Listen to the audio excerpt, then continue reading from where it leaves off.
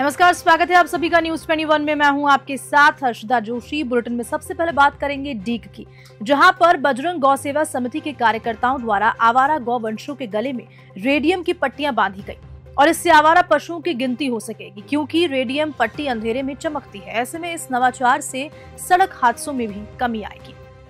बजरंग गौ सेवा समिति की सदस्य कन्हैया ने बताया कि कुछ असामाजिक तत्व पशुओं के गले से पट्टियां हटा रहे हैं, जबकि समिति के लोग दिन रात मेहनत कर गौवंशों को बचाने की, उनकी और सुरक्षा में लगे हुए हैं। ऐसे समाज कंटकों की समिति ने कड़ी निंदा की है। डीग से पंकज शर्मा की रिपोर्ट।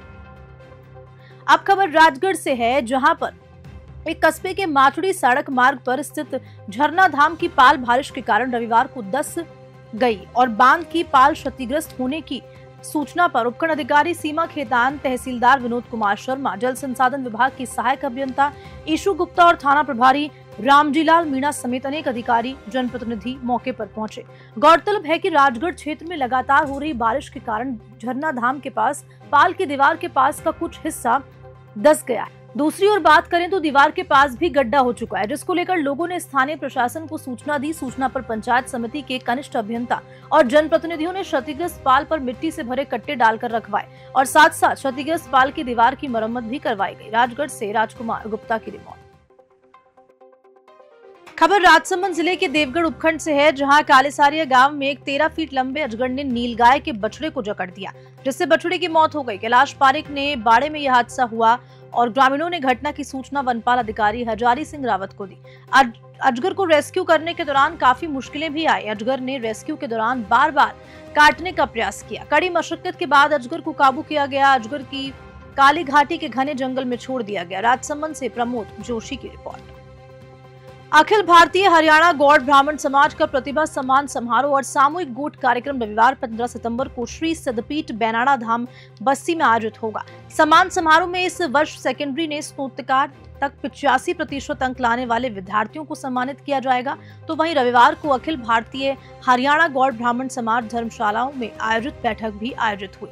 इस दौरान समाज के राष्ट्रीय अध्यक्ष बिरधी चंद्र शर्मा ने जानकारी देते हुए कहा कि इस साल नीट एवं IIT में सेलेक्ट होने वाले छात्र छात्राओं का भी सम्मान होगा। साथ ही साथ सितंबर 2023 से अगस्त 2024 तक समस्त राजकीय सेवाओं में चयनित होने वाली सभी प्रतिभाओं का सम्मान होगा। बस्सी से रामफूल मीणा की खास रिपोर्ट। खबर नाथद्वारा से है, जहां डेयरी पशुपालन और देवस्थान कैबिनेट मंत्री जोराराम कुमावत ने श्रीनाथ जी मंदिर पहुंचकर प्रभु के दर्शन किए। कैबिनेट मंत्री ने उत्पादन झांकी में भी दर्शन किए और इस दौरान बीजेपी के कार्यकर्ता और नेता प्रतिपक्ष प्रदीप काबरा ने उन्हें उपरना उड़ाकर स्वागत किया। दर्शन के उपरांत जोराराम कुमावत ने डेयरी प्लांट का निरीक्षण भी किया। साथ ही साथ सुमेरपुर से आए व्यापारियों के साथ बैठकर चर्चा की। इस दौरान डेयरी चेयरमैन लच्चू गुर्जर व SDM रक्षा पारिक भी मौजूद रहे। बीजेपी कार्यकर्ताओं से मुलाकात के बाद मंत्री राजसमंद के लिए रवाना हो गए। राजसमंद से प्रमोद जोशी की रिपोर्ट। सारी चीज़ें गाय से हमें मिलती है, दही मिलता है और गाय की चमड़ी भी हमारे उपयोगी साबित होती है। गाय का गोबर है वो किसानों को जैविक खाद देता है। साथ में गाय के गोबर से बहुत सारे प्रोडक्ट बनते हैं, बायोगैस बनती है। इसी तरह गाय के गोबर से पेपर बनते हैं, गत्ता बनता है। गाय के गोबर से लाख की चूड़ियों में मिला करके उसको लाख की चूड़ियाँ बनती है। गाय के गोबर से फूल बनते हैं। गाय के गोबर से और भी बहुत सारी प्रोडक्ट बनते हैं। तो गाय का जो गोमूत्र है वो भी पवित्र माना जाता है। गाय के गोमूत्र से गोअर्क बनता है और गोअर्क से कई तरह की बीमारियां, डायबिटीज, BP, चर्म रोग जैसी सारी बीमारियां ठीक होती है।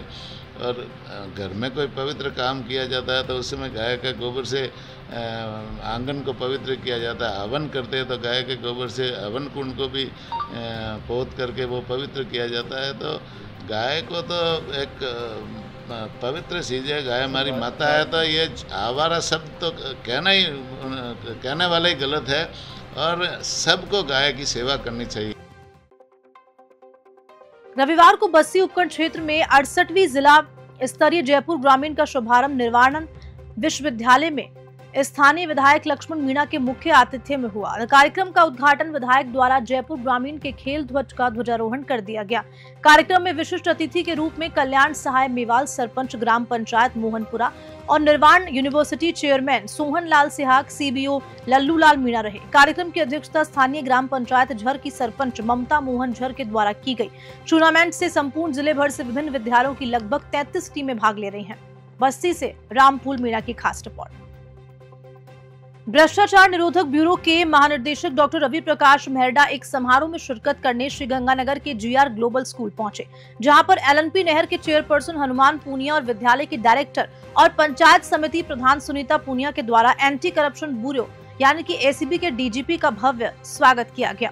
कार्यक्रम में प्रिंसिपल डॉक्टर सुषमा पूनिया, संगम अध्यक्ष बुधराम सुथार, सलाहकार कानाराम गुर्जर, 34 एलएनपी के पूर्व सरपंच राकेश खीचड़, वाइस प्रिंसिपल कुलवंत पूनिया आदि ने डीजीपी मेहरडा का आभार व्यक्त किया। श्रीगंगानगर से विनोद सोखल की रिपोर्ट। खबर अलवर से है, जहां पर अलवर में चल रहे 5 दिवसीय गणपति महोत्सव के दूसरे दिन का श्री गणेश भगवान गणेश की आरती से हुआ। दोपहर को भक्ति संगीत का कार्यक्रम आयोजित हुआ, तो वहीं शाम को आयोजित महाआरती में वन मंत्री संजय शर्मा सहित भक्तजन शामिल हुए। इसके बाद आयोजित सांस्कृतिक कार्यक्रम प्रस्तुत किए गए। वहीं 11 सितंबर को मुख्य बाजारों से होकर गजानंद की यात्रा निकाली जाएगी और जयसंबंध में विसर्जन किया जाएगा। अलवर से ब्यूरो चीफ प्रदीप गोयल की रिपोर्ट। ये गणेश चतुर्थी के पावन पर्व पर अलवर शहर में हर वर्ष राजऋषि अभय समाज पर महाआरती का आयोजन किया जाता है और आज मैं सौभाग्यशाली हूँ कि इस महाआरती कार्यक्रम में मुझे शामिल होने का सौभाग्य प्राप्त हुआ। भगवान श्री गणेश की कृपा सब पर बनी रहे और आपके चैनल के माध्यम से मैं राजस्थान की आम जन से भी अपील करना चाहूँगा कि इस पावन पर्व पर हम संकल्प लें कि एक पौधा ज़रूर लगाएं और पर्यावरण को एक बहुत बड़ी सौगात पौधा लगा करके दें, पॉलीथीन का उपयोग ना करें और पानी जो एक बहुत धरोहर है, जितनी आवश्यकता उसका उपयोग करें। एक बार पुनः गणेश जी महाराज के श्री चरणों में सादर वंदन करते हुए आप सभी को गणेश चतुर्थी के पावन पर्व पर हार्दिक शुभकामनाएं। श्रीगंगानगर जिले के भींजबाला में काफी समय से खराब पड़ी स्कूटी स्ट्रीट लाइनिंग दोबारा चली गई। क्षेत्र में बढ़ रहे चोरी जैसी घटनाओं पर अंकुश लगाने के लिए ये कदम उठाया गया है ताकि मंडी में रात के समय कोई भी ऐसी घटना ना हो। लाइट मैकेनिक विनोद कुमार ने बताया कि सभी विद्युत पोल पर लगी स्ट्रीट लाइट्स को चेक किया गया है। जहां खराब लाइट्स थी वहां दोबारा नई लाइट्स लगा दी गई हैं। अब भींजबाला मंडी में रोशनी कायम रहेगी और अंधेरे से मुक्ति मिल सकेगी। श्रीगंगानगर से विनोद सोखल की रिपोर्ट। खबर अलवर से है, जहां पर अलवर श्याम नवयुक्त मंडल की ओर से 3 दिवसीय 23 व श्याम वंदना महोत्सव के पहले दिन अशोक टॉकी से निशान व पालकी यात्रा निकाली गई। इस दौरान ड्रोन से पुष्प वर्षा की गई और पालकी यात्रा का कई जगह स्वागत भी हुआ। श्याम नवयुक्त मंडल के अध्यक्ष बॉबी नरुका ने बताया कि वंदना महोत्सव का आयोजन शाम को 7:15 बजे विवेकानंद चौक पर आयोजन किया जाएगा, जिसमें दिल्ली से शीतल पांडे, मुंबई से प्रमोद त्रिपाठी, तिजारा से गौरव दत्त और अलवर के महेंद्र श्याम बाबा का गुणगान करेंगे। इस दौरान कोलकाता के फूलों से बाबा का अलौकिक श्रृंगार भी किया जाएगा। अलवर से ब्यूरो चीफ प्रदीप गोयल की रिपोर्ट। जय श्री श्याम। 23वां श्याम वंदना महोत्सव 2024 9 सितंबर को होने जा रहा है विवेकानंद चौक अलवर के।